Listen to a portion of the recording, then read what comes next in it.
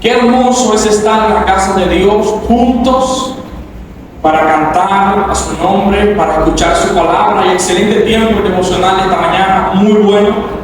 Les recomiendo que no se lo pierdan. Este tiempo es fenomenal. Amados, como ha dicho el pastor Renzo, mi nombre es Emmanuel Pérez, pertenezco a la Iglesia Bíblica Cristiana de los Girasoles. Imagino que la mayoría sabe, más o menos escuchado, la Iglesia de los Girasoles. Mi familia y yo nos sentimos muy honrados de que nos hayan invitado a compartir la palabra de Dios junto con ustedes. Para que más o menos conozcan un poco sobre mi persona, estoy laborando actualmente en una fundación cristiana que visita las cárceles, y aproximadamente estamos visitando casi todas las cárceles a nivel del Cibao, y estamos yendo a Santo Domingo y todos esos lugares. Realmente es un reto, y por lo cual le pediré, por favor, si puede orar por mi familia y por mí, porque usted entenderá el reto que es esto de entrar a una cárcel y llevar la palabra de Dios, las situaciones que se dan, sobre todo lo que ha ocurrido en La Victoria recientemente. Y todo esto nos pone en peligro, porque si un reo de eso quisiera secuestrar y para solicitar un cambio, adivinen a quién van a tomar. Bueno, no adivinen, que estamos en la iglesia, por favor. Amados, por favor, oren por mí y por mi familia, porque esto es un reto. Pero hablando sobre retos, hay una avecilla, un ave que estaba buscando en internet que se llama barnacas. ¿Qué es eso? Eso es un pequeño ganso de Canadá o de Groenlandia, que cuando tiene sus polluelos, para cuidarlo de los depredadores, sube a una montaña lo más alto posible para que no le coman a sus polluelos. Pero llega el momento de tener que dar alimento, allá arriba no encuentra alimento la ave. La mamá tiene que salir a cazar y los polluelos se quedan solos. Pero aún así, allá en las alturas hay peligros, hay depredadores que pueden atentar contra su vida. Y los polluelos, para poder salvar su vida, tienen que dar un salto de la montaña. Increíblemente, la montaña está tan alta que saltar de ahí no hay forma de que usted pueda quedar con vida. Pero estos polluelos dan un salto al vacío para salvar su vida. O se quedan aquí arriba a ser devorados, o se lanzan por un intento de salvar su vida. Y interesantemente, todos los aves que se quedan arriba mueren, y los que se lanzan viven. Porque no entiendo, cuando yo vi el video de estas avecillas, no entiendo cómo a esa altura ese polluelo puede caer y golpearse contra el piso y aún quedar con vida. Pero si quiere salvar su vida el polluelo, tiene que lanzarse al vacío. Amados, el día de hoy queremos tratar un tema relacionado con esta historia, y es el tema del discipulado, un llamado al discipulado. Jesús nos está llamando prácticamente a dar un salto. Quedarte arriba atenta contra tu propia vida, pero dar el salto salvará tu vida. Y vamos a desarrollar qué significa todo esto. El dar el salto, responder al llamado al discipulado. Es importante que hablemos sobre este tema en Mateo 16, porque no es tan común el entendimiento sobre el discipulado y sobre el creyente. Normalmente nosotros pensamos que todo el que ha creído en Cristo es un discípulo de Cristo. Ya yo creí en Cristo, entonces ya yo no tengo que dar el salto, ya yo lo di. Esa es la común interpretación que se entiende en relación a un creyente y a un discípulo de Cristo. Pero en este pasaje de Mateo 16 vamos a observar cómo Jesús le dice a los creyentes, a las personas que le siguen: vengan al discipulado, vengan, si quieren ser seguidores de mí, niegues a sí mismo, tomen su cruz y síganme. Y eso es un llamado a creyentes. Jesús le dice esto a Pedro, cuando Pedro, en el mismo momento, hace un momentito atrás, Jesús le preguntó: ¿quién ustedes dicen que soy yo? Y Pedro dijo: tú eres el Cristo, el Hijo del Dios viviente. Así que tenemos a un creyente aquí, al cual Jesús le está diciendo: vengan al discipulado, asuman el reto, da un salto. Es muy diferente la vida del creyente a la vida del discipulado. El creyente es aquel que ha colocado su fe en Jesucristo. El discípulo es aquel que da un paso más, que avanza más en su vida espiritual. La razón por la cual estoy aquí es para animarles, no para reprenderles. Es para animarles a los creyentes a responder a este llamado del Maestro, a una vida comprometida total con Jesús. Ese es mi propósito. Que al final podamos reflexionar en eso, que mi vida da un salto, un compromiso mayor con Jesús. Ese es el reto. Y el dar el salto incluye un reto. O tal vez algunos pensarán que ir a las cárceles no es un reto. Es un reto, es un salto. Pero el beneficio y el gozo que recibo al hacerlo, termino dándole gloria a Dios como veíamos esta mañana. Quiero poner este tiempo en oración bien breve, porque ya sé que hemos orado, pero ya por costumbre, antes de iniciar, tomo este tiempo para orar. Gracias, Padre, por este tiempo, gracias por tu palabra. Pedimos, mi Dios, que me ayudes a poder compartir esta palabra con tu iglesia. Pido, mi Dios, que sea de edificación para tu pueblo, mi Dios. Oramos también por el padre de Ariel, por su familia, por este milagro que has hecho, Señor. Te damos toda la gloria a ti, todo reconocimiento a ti, por lo bueno que eres, por lo grande que eres para nosotros. Ayúdanos, mi Dios, a tener un corazón activo, un oído activo, Señor, para escuchar tu palabra y querer vivirla y aplicarla para nuestras vidas, Señor. Gracias te damos en el nombre poderoso de Jesús. Amén. Amén. Entonces, mis amados, si nosotros vamos a pensar en la vida del discipulado, en la vida de obediencia, si vamos a pensar en la vida de entrega hacia Cristo, lo primero que tú tenemos que saber es que quien nos está llamando al discipulado fue el primero al asumir el reto.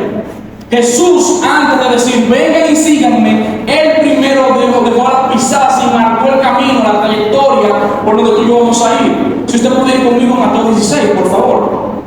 Mateo 16, versículo 21 al 22 dice: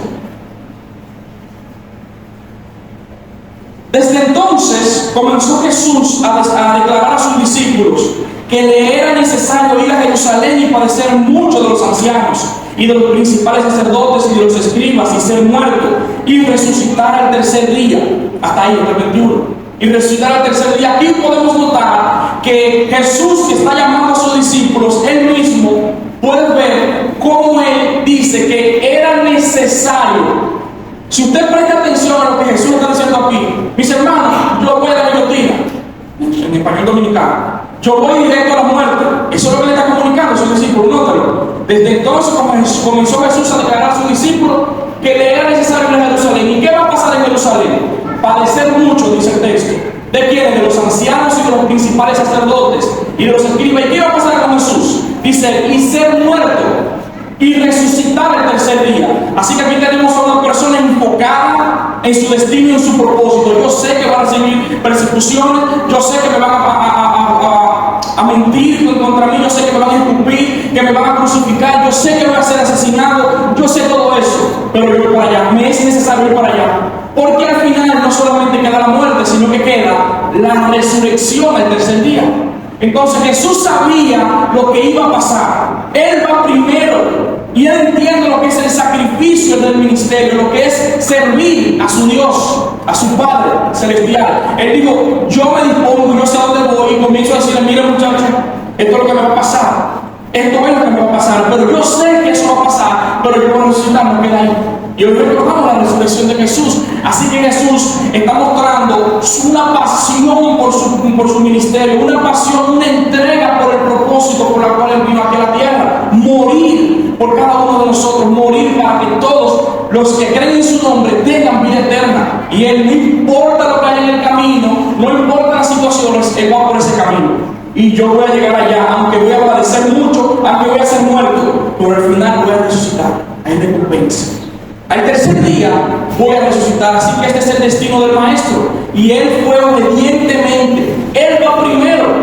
Antes de decirnos a nosotros, síganme, ya Jesús lo está haciendo. No es que está diciendo, sí, mis hermanos, entren al ministerio, entren al discipulado, entren a una vida de obediencia a Dios sin que no esté viviendo. Él está viviendo primero. Por eso, si tenemos que entender el llamado al ministerio, lo primero que tenemos que entender es que quien llama al ministerio sufrió y padeció primero que tú y que yo. Y su vida de ejemplo nos sirve a nosotros porque él, aunque padeció y sufrió, recibió la resurrección. Él resucitó. Él no lo hizo en vano. Él no fue a la cruz del Calvario en vano sabiendo que iba a perder. Él sabía que iba a ganar. Por tanto, el que dice yo salto al vacío, está diciendo yo sé que voy a ganar aunque salte al vacío. Es que el ministerio conlleva sacrificio. Yo sé que conlleva sacrificio, pero aunque yo salte, yo sé que voy a recibir el beneficio. El gozo, decíamos en el devocional, el gozo de estar en una comunión con Dios, el gozo de servirle. Yo sé que Dios paga mejor que los hombres, y Jesús fue enfocado en su destino. Él sabe dónde va y no importa lo que va a pasar, porque sabe dónde va. Ese es el punto. Dispuesto a pasar por un proceso, Jesús avanzó su peregrinaje porque tenía la mirada puesta en Dios. Algo que Cristo sabía es que nadie paga mejor que Dios, a pesar de saber que iba a morir, estaba totalmente seguro que iba a resucitar. Pero dentro de esto, este propósito de Jesús y este destino que vemos que Jesús enfocadamente va, inmediatamente encuentra situación. Y podemos ver entonces el reto del maestro. En el versículo 22 sigue diciendo el pasaje. Entonces Pedro, tomándole aparte, porque escuchó que Jesús dijo que tiene que morir y resucitar y padecer mucho, dice: entonces Pedro, el mismo que dijo, tú eres el Cristo, el Hijo de Dios viviente. Entonces Pedro, tomándole aparte, comenzó a reconvenirle diciendo: Señor, ten compasión de ti. En ninguna manera esto te acontezca, el que morir y padecer. Pero él, volviéndose, dijo a Pedro: quítate delante de mí, Satanás, me eres tropiezo, porque no pones la mira en las cosas de Dios, sino en las de los hombres. Este pasaje está diciendo literalmente que Jesús tenía la mirada puesta en Dios. Y Pedro viene ahora a que Jesús pone la mirada en ti. Señor, ten compasión de ti. Pon la mirada en ti, Jesús. Esto es un reto. Jesús piensa, es sufrir, es morir que tú vas. Y no fue una persona desconocida, fue una persona conocida. Créame que no hay peor cosa que escuchar el desaliento de la persona que tú más quieres, de la persona más cercana a ti. Aquí una persona de fuera te puede decir cualquier cosa, pero cuando te lo dice alguien cercano a ti, duele. Y Pedro le está diciendo eso. Señor, piensa en ti, chanceate un poco, aguántate ahí. Ten compasión de ti, en ninguna manera te acontezca eso. Y Jesús reconoce que esas no son palabras que vienen de Dios.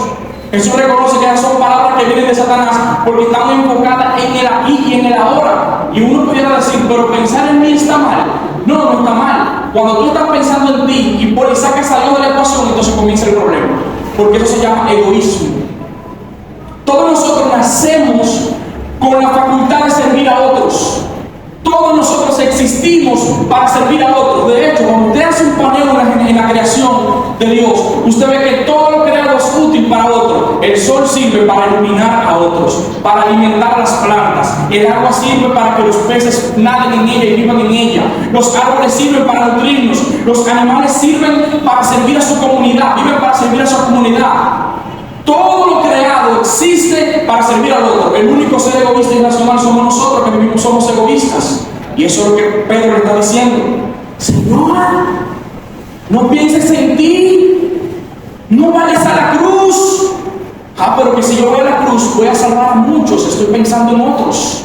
No, Señor, piensa en ti. No piensa en los otros. No piensa en servir a otros.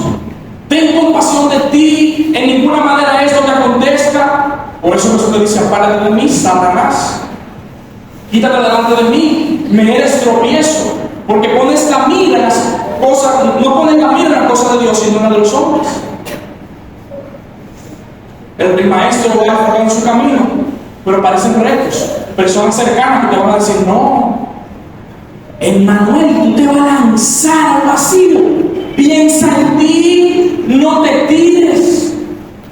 No respondas al llamado, porque esto puede ser sacrificial, te va a llevar tiempo, te va a costar muchas cosas. El ministerio, el servir a Dios, el ser un discípulo, que vamos a ver ahora. ¿Qué estamos refiriéndonos cuando hablamos sobre el discipulado? Para que podamos entender.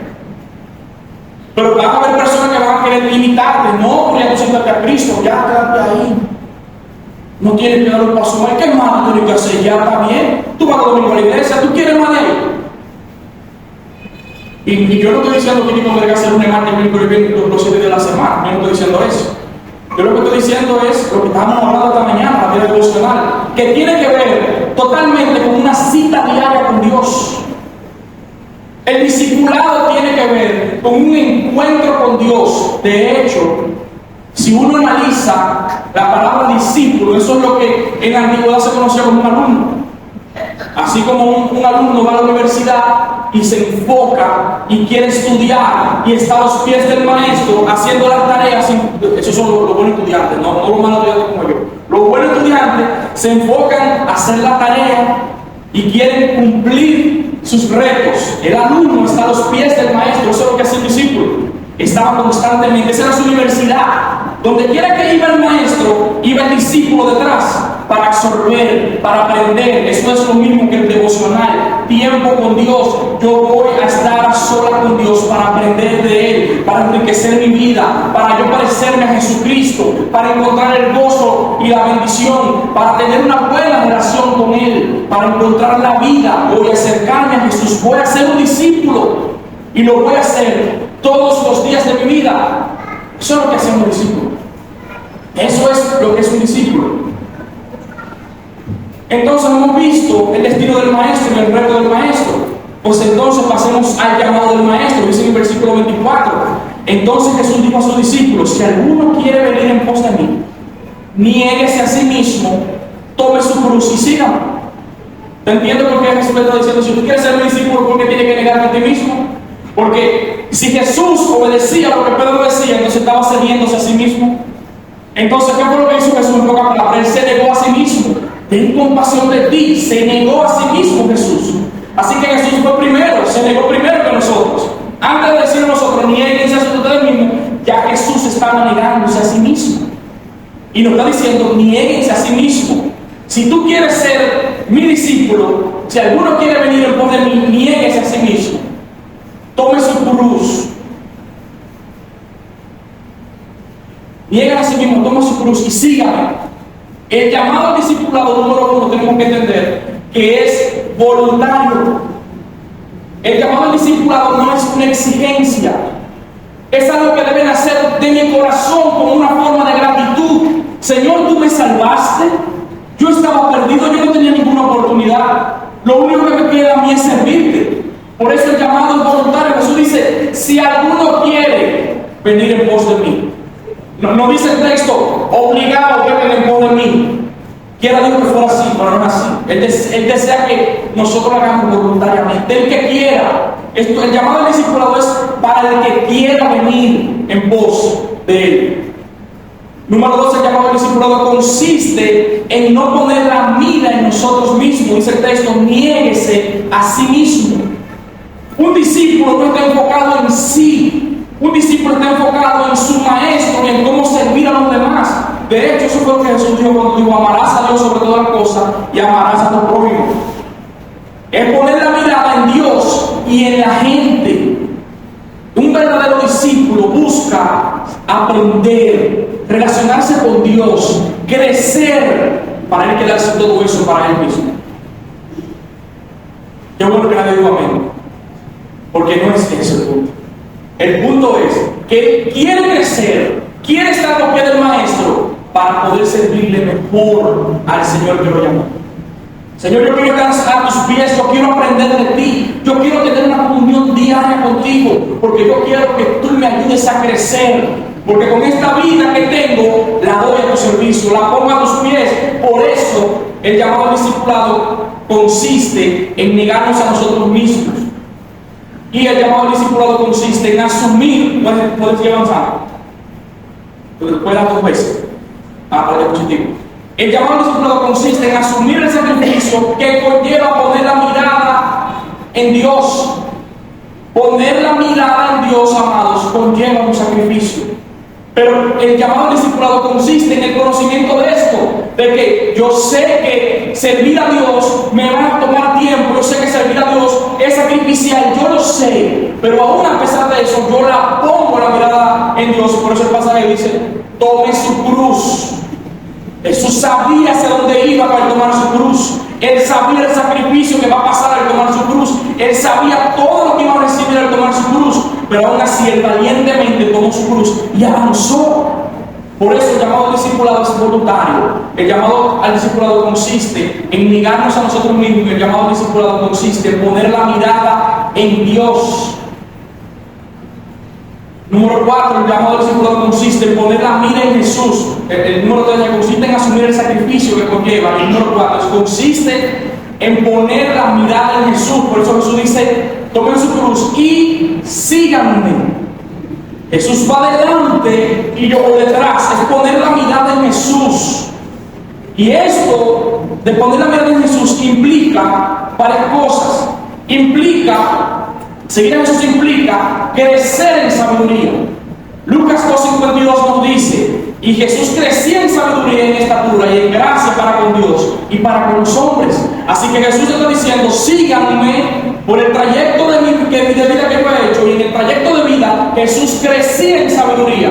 Por tanto, cuando Él me dice: Manuel, sígueme, me está diciendo: también tienes que crecer en sabiduría. Así como yo tuve que crecer, tú tienes que crecer. Eso implica que un discípulo tiene que estar con Dios en su palabra, conocer de su palabra, crecer en su palabra, estudiar su palabra. Es ella la que contiene la sabiduría. Y la sabiduría, amados, lo que quiere decir es la respuesta rápida en el momento oportuno. Eso es sabiduría. Cuando usted está en una situación, en un aprieto, usted puede tomar decisiones correctas en apuro, entonces porque usted es una persona sabia.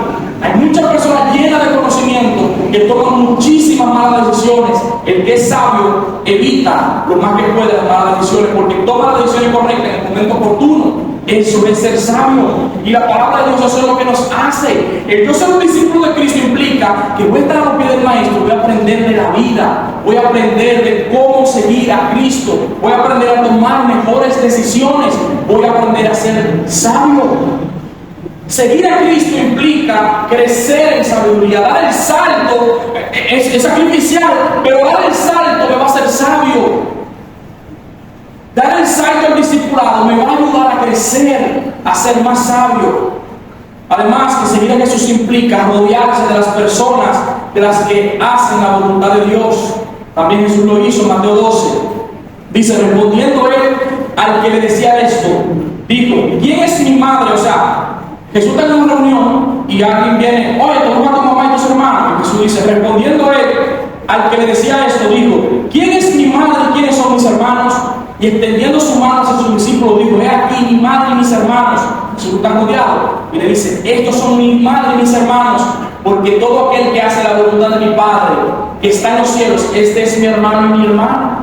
Así que el discípulo busca rodearse de personas que hacen la voluntad de Dios, porque él quiere crecer. Eso es lo que estaba haciendo Jesús al reunir a sus discípulos. Estos son los que hacen la voluntad de Dios, mi madre y mis hermanos.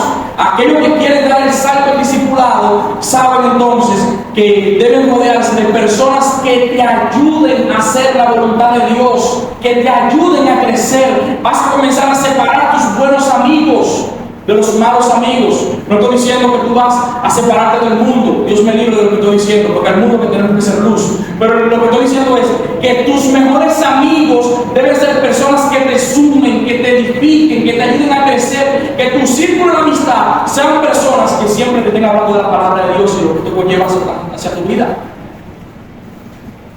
Eso lo hizo Jesús. Y eso implica seguir a Jesús, rodearse de las personas que hacen la voluntad de Dios. Eso hace un discípulo porque quiere crecer. Pero que seguir a Jesús implica tener una vida de servicio hacia los demás. Marcos 10:45. Porque el Hijo del Hombre no vino para ser servido, sino para servir y para dar su vida en rescate por muchos. Jesús fue el primero que se despojó a sí mismo para ser un siervo, para servirnos a nosotros, para darnos el ejemplo de que nosotros debemos servir a los demás. Para eso fuimos llamados. Y si usted quiere buscarlo en cualquier área de la vida, todas, sin temor alguno, me atrevo a decir que todas las áreas de la vida conlleva servir a otro. No, hermano, yo trabajo en una computadora y yo no trabajo con gente. Sí, pero ese trabajo que tú haces en la computadora con una gente. Ese trabajo conforme que tú tienes que hacerlo, se lo entregas a alguien que sabe que tiene que tomar decisiones. Porque esas decisiones que va a tomar implica gente. No hay forma de tú hacer algo en esta vida que no implique a otras personas. Por eso nosotros somos llamados a servir. Aquellos que están en comunión con Dios, que son sus discípulos, se están nutriendo y van a dar a los demás. Aquellos que no dan a los demás es porque no tienen que dar. Para una servilleta, ya que tú me estás ofreciendo, estamos hablando de dar. El llamado al discipulado implica, el seguir a Jesús implica tener una vida de servicio a los demás. Mi vida está puesta. ¿Por qué? Porque Él la puso para mí. Él dio su vida para mí. Y la motivación es, así como yo di mi vida por ti, yo espero que tú la des por mí en servicio a los demás. El salto hacia el vacío implica que yo voy a servir a los demás. Que mi vida está enfocada en darle la gloria a Dios a través de mi servicio hacia los demás. Eso implica ser un discípulo, y eso implica sacrificio, eso implica negarme a mí mismo, mis propios deseos, a que estoy cansado. Eso implica en poner la mirada en Dios y no en mí. Por eso seguir a Jesús implica tener un estilo de vida digno al Evangelio de Cristo. Ser un discípulo implica tener un estilo de vida digno al Evangelio, dice Filipenses 1:27. Solamente que os comportéis como es digno del Evangelio de Cristo, para que, o sea que vayas a verlos, o que estos ausentes oigan de vosotros que estáis firmes en un mismo espíritu, combatiendo unánimes por la fe del Evangelio. Así que el Evangelio también es un estilo de vida. El Evangelio no solamente es el plan de salvación que tú presentas, mira que Cristo murió por ti para que te salves, sino que también el Evangelio es un estilo de vida en el cual me dice, Cristo vivió obediente. Ese es el Evangelio. Cristo vivió obediente hacia la cruz y me dice, vive obediente. También vive dignamente conforme al Evangelio de Cristo, entregado, apasionado por servir a Dios, entregado en todas las áreas, enfocado a pesar de las dificultades a servir a Dios. Y por eso dice, vive dignamente. Eso me llama a mí a vivir en santidad delante de Dios, vivir de una manera agradable. Por eso estoy diciendo, es difícil. El llamado que está haciendo a la pobre avecilla para lanzarse, no le están diciendo algo sencillo. Tú lo analizas y lo piensas, está difícil. No está tan suavecito. Pero al hacerlo, salvas tu vida. No estoy hablando de vida eterna, estoy hablando del gozo, del disfrute de la vida. El gozo y el deleite de la vida se encuentra cuando una persona sirve a otro de manera desinteresada. Los que lo han hecho entenderán y dicen, wow, qué bien me siento o me sentí cuando ayudé a esa persona que necesitaba y lo hice sin nada a cambio. Qué gozo y satisfacción hay en tu corazón porque tú estás conectando con lo que realmente eres. Fuimos llamados a eso, a servir a los demás. Seguir a Cristo implica también hacer discípulos. Mateo 28:19. Por tanto, ir y hacer discípulos a todas las naciones, bautizándolos en el nombre del Padre, del Hijo y del Espíritu Santo. Así que yo me quiero convertir en un discípulo para yo hacer discípulos. Fue lo que Jesús hizo con los discípulos. Lo hizo discípulos y ahora dice, vayan y hagan discípulos a todas las naciones, enseñándoles. Así que el discipulado no es solamente creer en Cristo o le compartir el Padre a los hermanos y ya. El discipulado conlleva una vida juntos. Cuando estoy discipulando a alguien, conlleva pasar tiempo juntos, imprimir carácter, el que Dios me ha ayudado a tener en una comunión con Él más íntima. Imprimo mi carácter, el que Dios me ha dado. Por eso Pablo decía, sed imitadores de mí como yo lo soy de Cristo. Cristo imprimió su carácter en Pablo, Pablo lo imprimió en su discípulo. Su discípulo espera que sea impreso en las demás personas. Nuestro carácter va a ser transformado al estar en una comunión con Dios. Y Él espera que nosotros ayudemos a otros a hacer esto mismo. Así que claramente Jesús fue primero antes de llamarnos a seguirle. Él se negó a sí mismo, tomó su cruz y avanzó en su camino.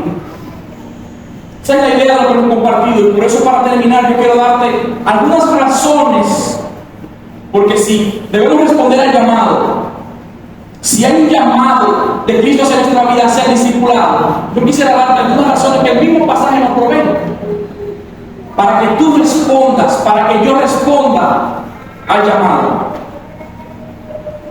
Algunas razones que el mismo texto nos dice de por qué tú y yo tenemos que responder. Jesús primero te está llamando al discipulado. Hasta aquí yo puedo decirte eso. Jesús te está llamando al discipulado, respóndelo. Razón número 1, porque es la única manera en que podemos hallar la verdadera vida. El gozo, el disfrute de la vida es la única manera, dice el versículo 25, porque todo el que quiera salvar su vida, la perderá. El hábito. Es que si yo me tiro, voy a salvar, no, que yo quiero salvar mi vida, yo no me quiero morir, yo no me voy a tirar. Porque todo aquel que quiera salvar su vida, la perderá. Y todo el que pierda su vida por causa de mí, la hallará. La verdadera vida se encuentra en una relación con Dios. Dios es vida. Al estar en comunión con Dios, yo estoy en comunión con la vida. Y de hecho, me voy a atrever a decir que aquellas personas que andan delinquiendo en la calle, que llevan una vida de pecado tan grande, tienden a morirse más rápido. Porque el pecado es separación de Dios. ¿Usted lo ha pensado? O te lo voy a decir en un idioma como lo decimos en la calle. El que anda rápido en la vía lo quitan de una vez. ¿Se entiende? ¿Por qué? Porque la suma del pecado es separación de Dios. Se está separando de Dios cada vez más, lo cual conlleva a la muerte. Por eso hallarás la vida al estar en comunión con Dios, al tú venir a Cristo, ya con el creyente, pues si tú confianza en Jesús, tú vas a hallar la vida aquí, el disfrute de la vida, porque todo el que quiera salvar su vida la perderá. Esa fue la propuesta que le estaba diciendo a Pedro a Jesús: Señor, salva tu vida. Y todo el que pierda su vida por causa de mí la hallará. Eso fue lo que Jesús hizo, perdió su vida. Para nosotros, la razón es que es la única manera de poder hallar la verdadera vida, estando en una comunión con Dios, siendo discípulos. Tú no vas a poder disfrutar la vida de cristiano si eres un mero creyente. En otras palabras, en español dominicano, no vas a poder disfrutar la vida de creyente si no eres un discípulo. El creyente es aquel que confió en Jesús y no ha dado ni un paso de compromiso con Dios. No ha decidido ni bautizarse. Yo entiendo que hay procesos que yo tengo que esperar un poco de tiempo. Amén, gloria a Dios, sí, espero un poco de tiempo. Pero no ha dado un paso más allá. Sí, yo creo en Jesús. Yo puse mi confianza en Jesús. Pero su vida en Cristo no la disfrutará porque no ha dado el paso al discipulado. Una ilustración: cuando tú vas al mar, es profundo. Y nadie quiere entrar a la profundidad del mar porque es bien peligroso, te puede encontrar con peces peligrosos. Una vez tuve la oportunidad de ir al mar, estaba en Punta Catalina, hay que ir un yatecito, y de ahí, cuando estamos en la mitad, nos tiran hacia el mar con una chapaleta y con una alcafata. Yo estaba muy asustado. Pero cuando yo decidí lanzarme y mirar hacia abajo, lo hermoso del arrecife, nunca en mi vida había visto algo tan hermoso. Cuando yo me arriesgué de lanzarme y observé las maravillas que hay en las profundidades, dije: esto haré yo muchas veces más después que tenía miedo. Amados, no vamos a disfrutar la vida en Cristo si tú y yo no damos el paso al discipulado. Nos estamos perdiendo de la bendición de Dios, del gozo de hallar la verdadera vida del cristiano. Es ahí que se encuentra el gozo. Cuando decidimos: Señor, no más yo, más tú. Yo quiero ser tu discípulo, y vas a pasar tiempo con Él. Él va a imprimir su carácter en ti, va a comenzar a transformarte. Eso va a comenzar a cambiar también tu forma de pensar, tu forma de actuar, tu forma de cómo las personas alrededor te ven. Va a cambiar todo a tu alrededor. Por eso buscamos ser discípulos de Cristo, porque aquí encontramos la verdadera vida. La verdadera vida. Juan 15: si permaneces en mí, darás fruto, mucho fruto darás si permaneces en mí. Si no permaneces en mí, eres infructífero. No hay deleite de vida, no hay disfrute de vida. Así que la razón número 1 por la cual debemos responder es porque así podemos hallar la verdadera vida. La razón número 2 de por qué tú y yo tenemos que responder al llamado es porque es la mejor manera de aprovechar la vida que tienes, poniéndola al servicio de quien te dio la vida 2 veces. ¿Se entiende lo que quiero decir? Que me dio la vida cuando nací de mi madre, pero cuando puse mi confianza y fe en Jesucristo, ahora me hizo una nueva criatura. Me dio la vida 2 veces. Señor, heme aquí, envía a otro. O Señor, heme aquí, envíame a mí. Señor, tú me salvaste, yo quiero servirte, yo pongo mi vida hacia ti. Esta es la mejor manera de tú aprovechar la vida que tienes, las dos vidas que tienes. Es la mejor manera de ponerla en práctica aquí en la tierra, dice el versículo 26. Porque ¿qué aprovechará al hombre si ganara todo el mundo y perdiere su alma? ¿O qué recompensa dará al hombre por su alma? Alma aquí traducido es vida. Eso es lo que significa alma. ¿Qué aprovechará al hombre si utilizas tu vida banalmente y no para Dios? ¿Qué provecho tendrás al final? Yo voy a trabajar duramente para tener dinero y para dejarle algo estable a mis hijos económico. Te voy a matar la ilusión ahora mismo. El dinero produce división en la familia. Si estás trabajando para eso, estás trabajando para destruir a tu familia. Lamento que te lo diga yo. Son muchas familias sanas que se dividen y se matan cuando se muere el don que dejó la herencia. Los hijos terminan dividiéndose y matándose. No, yo quiero dejar así, eso está bueno. Trabaje duro para conseguir eso y dejar algo estable, pero trabaje algo mayor, algo que tú le puedas dar a tus hijos. ¿Cómo que? Papá no era el mejor hombre del mundo, mamá no era el mejor hombre del mundo, pero papá y mamá vivían constantemente en la presencia de Dios y tenían un carácter ejemplar. Aunque mamá y papá no estén aquí, yo quiero seguir el ejemplo de ellos, que ellos vivían en una comunión con Dios, yo era un verdadero discípulo de Dios. Gastar tu vida para Dios vale mucho más que cualquier plata, que cualquier esfuerzo que tú puedas hacer, porque Dios paga mejor que el hombre. Poner la mirada en las cosas materiales, en el bienestar personal aquí, es poner la mirada como la puso Pedro. Señor, ten compasión de ti. Razón número 2, porque es la mejor manera de aprovechar la vida que tienes, siendo un discípulo, aprendiendo del Señor, en comunión con Dios, para crecer, para la gloria de Dios que te va a pagar después. Pero eso va a servir para tu ser útil para los demás. No hay mejor cosa en la vida de un ser humano cuando le crece y da lo que tiene hacia los otros. Eso pasa de generación en generación. El dinero se acaba, pero la vida marcada, ejemplar de un padre y de sus hijos queda para siempre y pasa de generación en generación. Número 3, la razón número 1 es porque es la mejor manera de hallar la vida. La número 2 es porque es la mejor manera de aprovechar la vida. Y la número 3, porque Dios recompensará a los que asumen el reto de seguirle. Hay recompensa para aquellos que dicen: me salto al vacío, aunque pierda mi vida, salto al vacío. El Señor dice que hay recompensa para aquellos, versículo 27. Porque el Hijo del Hombre vendrá en su gloria de su Padre con sus ángeles, y entonces pagará a cada uno conforme a sus obras. Niéguense a sí mismo, sean discípulos, síganme, que Dios le va a pagar y le pagará conforme a sus obras.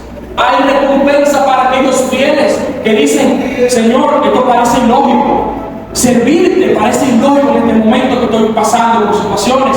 Yo necesito mejor que me sirvan a mí. Pero el Señor te dice: hay recompensa para aquellos fieles, aquellos que deciden ser discípulos. Recompensa aquí no es vida eterna, porque la vida eterna la obtuviste en el momento que creíste en Jesús. Aquí está hablando de coronas, que habla Corintios. Esas coronas que se le va a entregar a esos fieles: bien hecho, siervo fiel. En lo poco has sido fiel, en lo mucho te pondré. Hay recompensa. Dios paga mejor que los hombres. Y yo te puedo dar testimonio que yo he recibido paga de Dios sin estar buscando la paga de Dios aquí en la tierra, aquí todavía, sin ver la recompensa eterna que tendré con Él. Aquí ahora he recibido recompensas. Yo puedo recordar a un jovencito, un futradito, donde mucha gente se burlaba: no, ese va para el loco leyendo la Biblia, ese va para el loco estudiando, haciendo cursos, ese va para el loco. Yo recuerdo un jovencito de esa manera, que era criticado por las demás personas, pero para la gloria de Dios, ese jovencito, por esas cositas que hacía, Dios le recompensó y hoy vive. Mi trabajo es ir a las cárceles para dar a los otros lo que tanto tiempo yo hice en mi tiempo privado, absorber de la palabra de Dios para darle lo que lo necesita realmente. Para mí es un gozo que yo tenga una empresa que me pague por servirle a Dios, que me dé tiempo de estar con mi esposa y mi hija. Para mí eso no lo paga nadie, solamente Dios.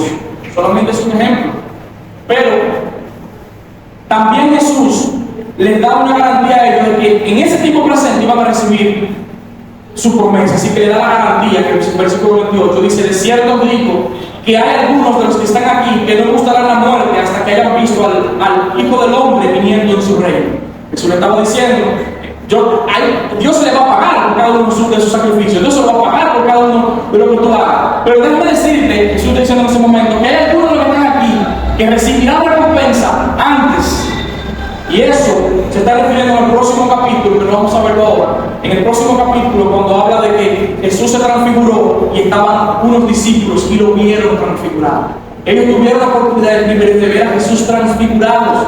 Y por eso Jesús está diciendo: hay garantía de recompensa, hay garantía, lo cual está afirmando lo que está diciendo. Amados, si tú decides lanzarte al discipulado, hay recompensa, hay gozo, hay plenitud de vida, hay deleite en el camino del Señor, hay disfrute, el servirle. Que hay sacrificio, sí hay sacrificio. Jesús es el mismo testimonio de que hay sacrificio, de que hay dolor, de que te van a acusar de cosas, de que te vas a ser blasfemado contra tuya. Pero hay beneficio en servir a Dios, hay beneficio al ser discípulo de Cristo.